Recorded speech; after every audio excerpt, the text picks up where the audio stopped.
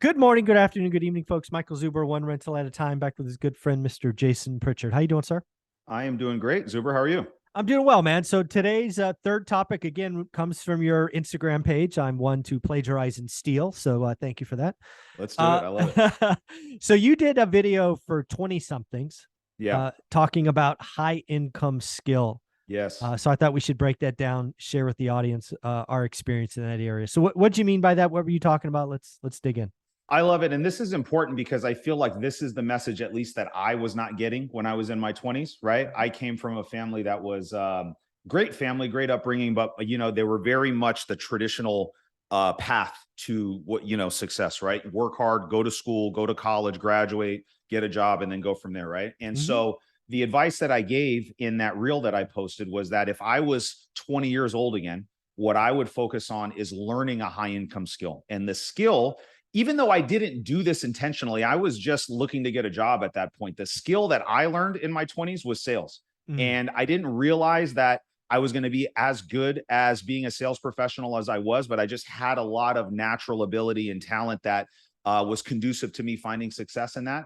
And what I was saying in the video is that if you spend your 20s focusing on whatever the high income skill that resonates with you the most, right? And you just really work on that and you hone that craft and you become great at that skill in combination with the right vehicle. That's important, right? Like the skill on top of the right vehicle will literally just change the trajectory of your entire life, right? And it's a two-step thing because I was learning that skill, but because I was kind of just applying it in corporate America and I was stuck, not really in the right vehicle, I was stagnant. I just kept hitting my head up against the ceiling and I couldn't really take off the way I wanted to. Once I found real estate and I went all in on real estate and I applied the 15, 16 years of sales experience that I had honed in sales America to real estate, my life just went like this. And it was crazy, man. So let's break that down a little bit. Because again, when you say sales, some people get it, most people don't. Yep. So when I think about being a sales professional, which I've had a commission since I was a teenager, right? I think 15 years old, I had my first commission selling warranties at Sears. There's a couple of things that I remember. One is you eat what you kill. Yep. It's all on you.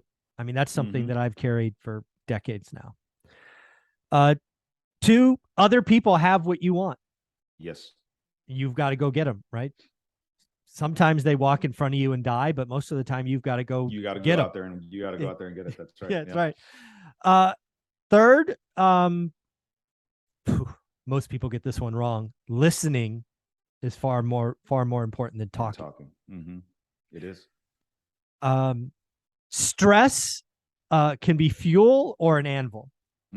Right? Some people you just some people crumble. Cannot perform under pressure, and I'm the kind of person that I actually perform better under pressure. So when I know, the clock's ticking, that's when I'm at my best, right? And I think, I wasn't always like that, but that's something that when you work in commission only, you have to become that way, right? Because otherwise, if you're just walking at the bell, this is not going to be the type of profession for you, right? If you need to be told what to do and you're just an order taker, you maybe have to find another skill. And sales isn't the only one. That's just the one that I'm familiar with, right? And I think that there's definitely a negative connotation in our society when it comes to the idea of sales and a sales professional, right? You think of like a sleazy used car salesman or whatever.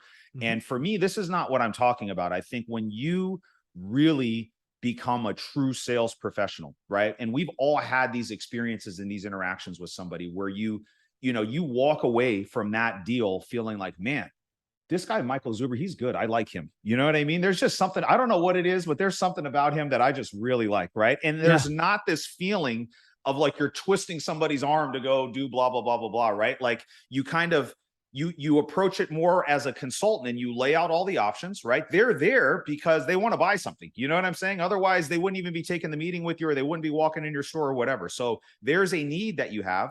And now can you deal with all of the things that they need to deal with and present them all the options and kind of let them pick. That's always been our approach when we're dealing with sellers is we're not going to try to force them down one path or another. We want to tell them like, hey, Mr. or Mrs. Seller, the hard part is, me getting here face to face, right? Now we've established that you like me, I like you. If selling your house is something that you need to do, I'm very confident that myself and my team can facilitate making that happen. Here's all the options, right? Option A is a cash price. You have to understand that you're trading some of your equity in the house for a quick and easy transaction. Option B, if you want to make more money, I guarantee you, you will net more if you let us list the property. Here's the pros and cons of doing that.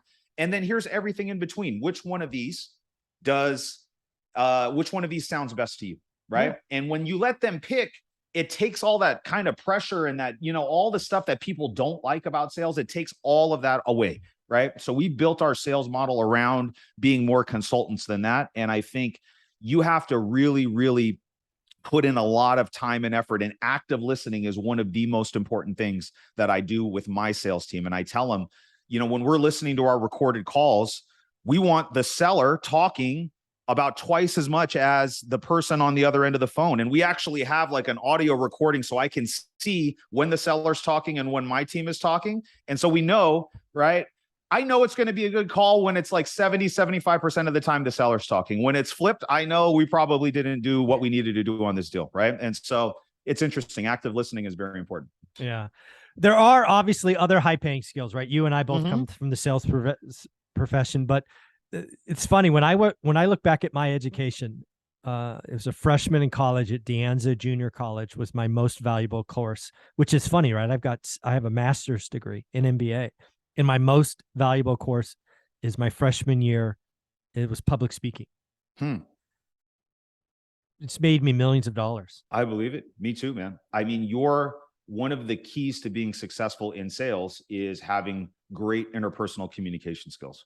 You have to understand how to effectively communicate with people.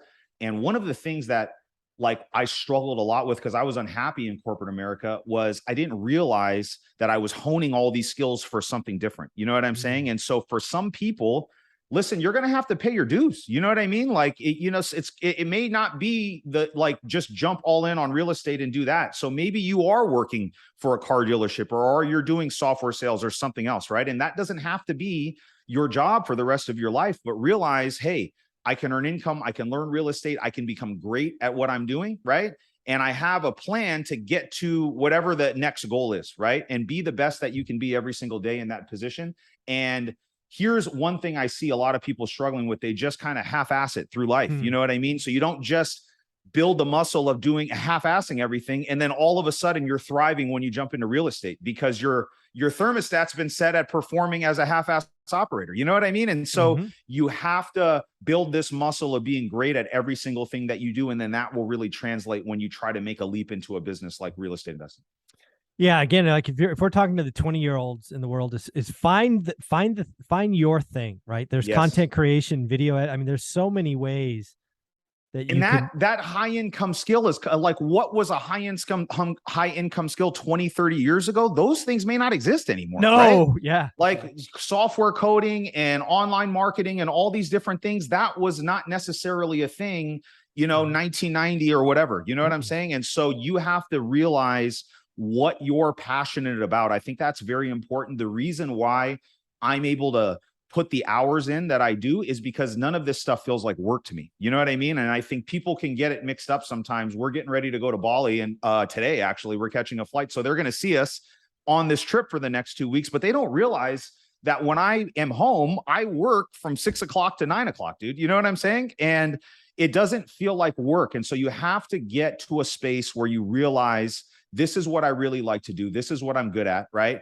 And then figure out the skill that's associated with whatever your passion is. Because if you can get there, it's going to be a lot easier to put in the time, because there's going to be a big time commitment to be successful at anything. And I'm not, it's there is no 4-hour work week, at least with me. You know what I mean? Like you gotta, it's not a 4-hour day with you. You got to put in a lot of hours to be able to do the amount of, business that we're doing now, but it doesn't feel like work. That's the key. You know what I mean? And so you've got to get there.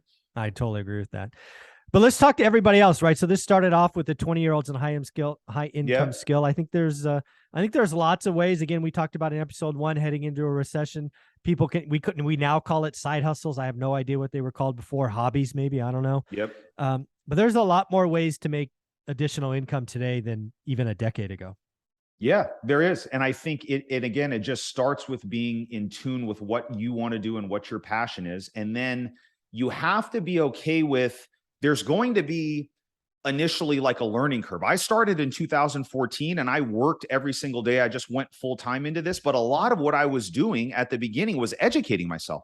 I was spending a lot of time learning about what it is that I wanted to do, which was real estate investing. And that's really the cool thing about technology and social media, YouTube, all of these different things. The information has never been more readily accessible than it is right now. So not knowing is not an excuse. And I post a lot on my social media, and we'll do like random Q&As, and people are like, well, I don't know where to get started and blah, blah, blah, blah, blah. And I'll just tell them like, listen, that's just an excuse because it's never been easier to get started. I don't care. Replace real estate investing with whatever it is that you want to do. I guarantee you, you can go right now, find somebody on social media that is great at that thing that you want to do.